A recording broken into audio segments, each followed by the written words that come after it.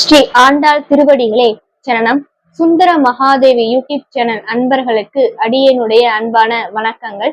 நம்ம தொடர்ந்து திருப்பாவை பாசுரங்களின் விளக்கங்களை சிந்தித்துக் கொண்டு வருகிறோம். அந்த வகையிலே இன்று 18வது பாசுரத்தின் விளக்கத்தை சிந்திக்க இருக்கிறோம்.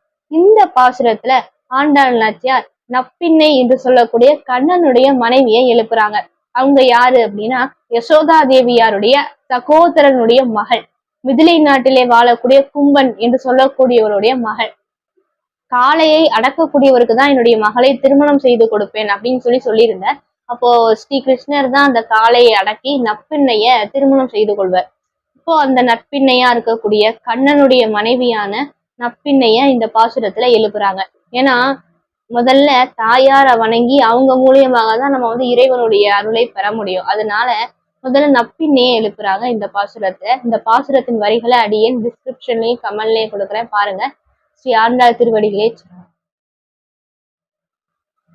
உந்து மதக்களிற்றின் ஓடாத தோல்வழியன் நந்தகோபாலன் மருமகளே நப்பின்னாய், கந்தம் கமலும் குழலி கடை திறவாய், வந்தெங்கும் கோழி அலைத்தனகான், மாதவி பந்தல் மேல் பல்கால் குயிலினங்கள் கூவினகான், பந்தார் விரலி உன் மைத்துனன் பேர்பாட, செந்தாமரை கையால் சீரார் வளையொலிப்ப, வந்து திறவாய் மகிழ்ந்தேலோர் எம்பாவாய்.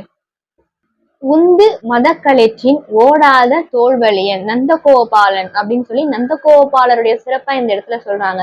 உந்து மதக்களிற்றின், களிறுனா யானை. அந்த யானை எப்படிப்பட்ட யானையாம்? மதம் பிடித்து இருக்கக்கூடிய அளவுக்கு வலிமை மிக்க யானையாம். அப்படிப்பட்ட வலிமையான யானையவே அடக்கி அவற்றை தன்னுடைய படைகளாக வைத்திருக்கக்கூடியவர். அதாவது உந்து மதக்களிற்றின் ஓடாத தோல் வலியன். பகைவர்கள் போர் செய்ய வரும் பொழுது புறமுதுகிட்டு ஓடாமல் எதிர்த்து நின்று சண்டை போடக்கூடியவர். அப்படிப்பட்ட தோல் வலிமையை உடையவர்.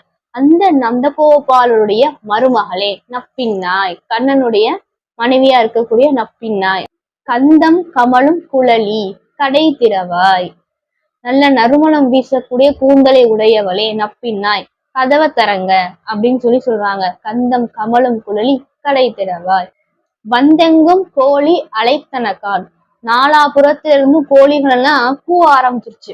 அப்போ பொழுது நல்லா விடிஞ்சிருச்சுன்னு சொல்றாங்க. நாலாபுறத்திலிருந்து கோழி எல்லாம் கூவ ஆரம்பிச்சிருச்சு. வந்தெங்கும் கோழி அலைத்தனக்கான், மாதவி பந்தல் மேல் பல்கால் குயிலினங்கள் கூவினக்கான். மாதவி பந்தல்னா குறுக்கத்தி கொடி.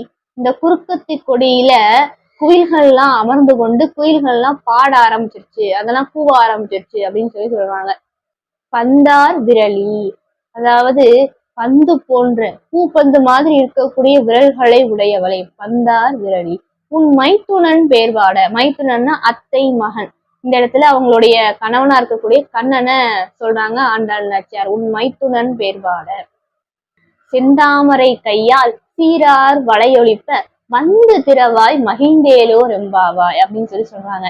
உன்னுடைய செந்தாமரை போன்ற கைகளால வளையல்கள் ஒலிக்கிற மாதிரி இந்த கதவை கொஞ்சம் தர, மகிழ்ச்சியோடு இந்த கதவை கொஞ்சம் தர அப்படின்னு சொல்றாங்க. நாங்கள் எல்லோரும் கண்ணனை, உன்னுடைய மைத்துனனா இருக்கக்கூடிய கண்ணனை பாடுவதற்காக நாங்கள் எல்லாம் வந்திருக்கிறோம். அதனால உன்னுடைய செந்தாமரை கைகளால வளையல்கள் ஒலிக்கிற மாதிரி ரொம்ப மகிழ்ச்சியோட இந்த கதவை கொஞ்சம் திறங்க அப்படின்னு இந்த பாசுரத்துல ஆண்டாள் நாச்சியார் சொல்றாங்க. ஸ்ரீ ஆண்டாள் திருவடிகளே சரணம். தொடர்ந்து இது போன்று திருப்பாவை பாசுரங்களின் விளக்கங்களை காண சுந்தர மகாதேவி யூடியூப் சேனலை சப்ஸ்கிரைப் பண்ணிக்கோங்க. உங்க நண்பர்களுக்கு ஷேர் பண்ணுங்க, லைக் அண்ட் கமெண்ட் பண்ணுங்க. நன்றி. ஸ்ரீ ஆண்டாள் திருவடிகளே சரணம்.